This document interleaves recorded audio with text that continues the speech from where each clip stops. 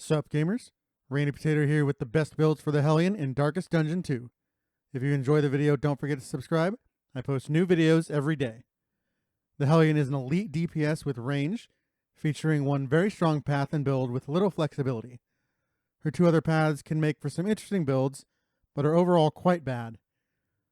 Of course, her primary hero path and build is Ravager, which offers her more HP, more damage in rank 1, while losing bleed application and gaining a chance of bleed at round start, which is countered mostly by her HP. Ravager Hellion has a pretty simple build with zero variation, just because the Hellion kit is so awful outside a handful of skills. Wicked Hack and Iron Swan are mandatory for your basic damage that covers ranks 1, 2, and 4. Despite the nerfs, Howling End is still indispensable as a big, scalable nuke. To accompany Howl, you put on toe-to-toe to get Hellion back in rank 1 where you belong while clearing Winded. And you round out the kit with Adrenaline Rush as one of the strongest heals in the entire game, and also a Winded clear. There are no other skills that are relevant for this build, except sometimes Raucous Revelry as an emergency stress heal for a fight or two. Ravager Hellion is obviously a rank 1 only hero, and doesn't work well at all with mobile allies and comps. She's the best rank 1 DPS, however, so well worth the slot here.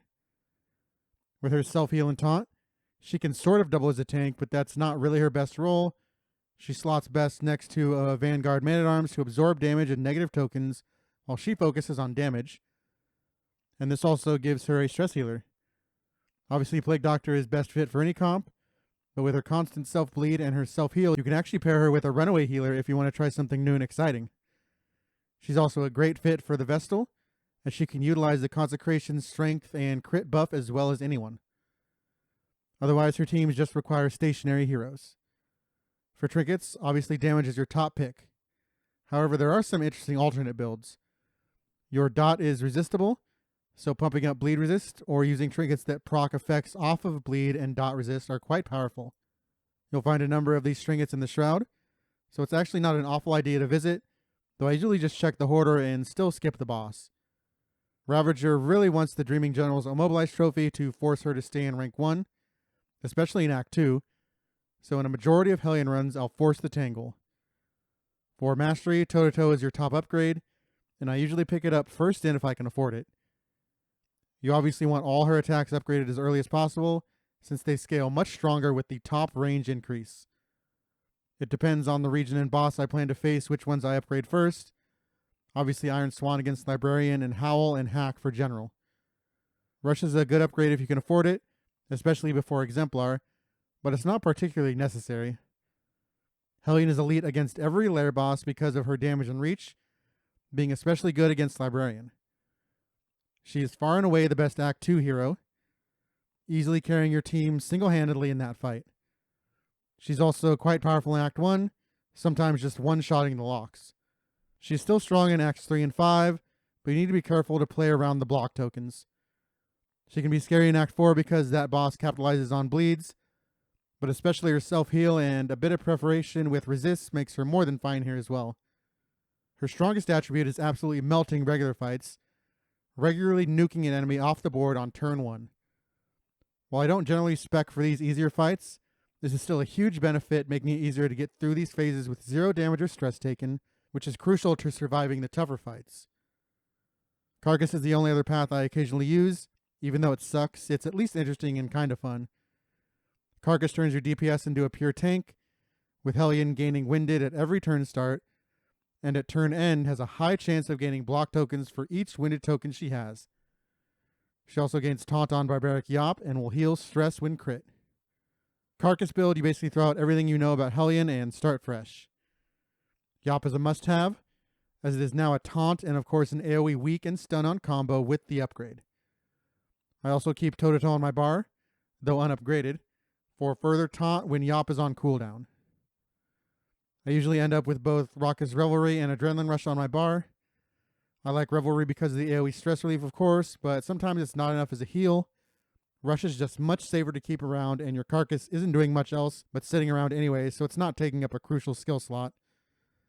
The final slot depends on her positioning, bleed out for rank 1, and if it bleeds for rank 2. This is the only way you can do damage with Winded, utilizing dots. None of the other skills are really relevant at all, though Hack has some narrow use cases since it can remove block, and Swan is usable exclusively against the Dreaming General since it can proc the root. For Carcass, you can be in either ranks 1 or 2, though you want the front line to be mobile since you have toe-to-toe. I usually just start in 1 since that's where you usually end up, and Bleed Out is a bit better than If It Bleeds, especially against bosses. She's pretty self-sufficient, though generally for the rest of the team you want a healer and stress healer since Revelry can only put you down to 4. The main thing you need to bring with her is damage, because you're getting literally 0 output from her. For trinkets, Stone Mountain is arguably the best you can find, and it's not even a rare. Hit up the Tangle for this, among the other tank trinkets, since her Winded will reduce her speed enough to where she'll be able to use them. Reverberating Readout, Clenching Claw, and Calibrating Sensor, along with Misstep from the Cultists. She's dead awful against every lair boss and act boss. She's exclusively for challenge runners and meme runners just looking for fun. She is technically a good tank, though still worse than Man-at-Arms, but she does literally nothing else. Berserker is a path and build I use even less than Carcass. This is the bleed path, and for some reason it nerfs her HP, gives her some DBR, increases her bleed application chance, and her bleed skill crits. This build is especially dumb because she has 2 bleed skills, and they are both used from different positions for some reason. Bleed Out is only rank 1 to rank 1, and this is your best bet at damage.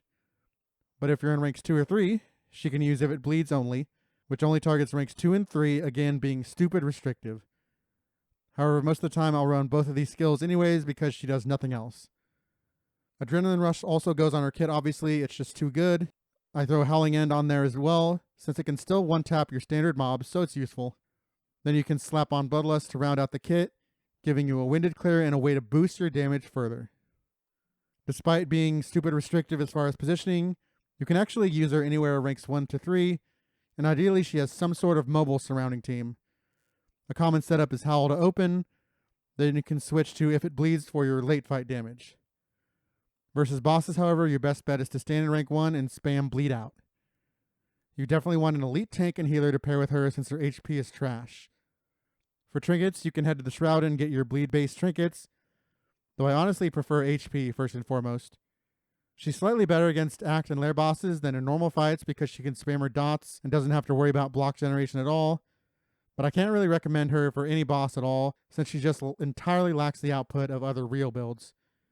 She only really shines if you happen to pick up the bleed trophy from the Leviathan, which makes Bleed Out plus into a 12-point bleed with respectable crit rate for some fat damage versus bosses.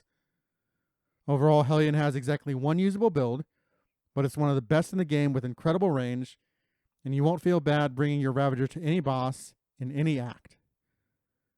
Thank you for watching. If you enjoy the video, please subscribe. I post new videos every day.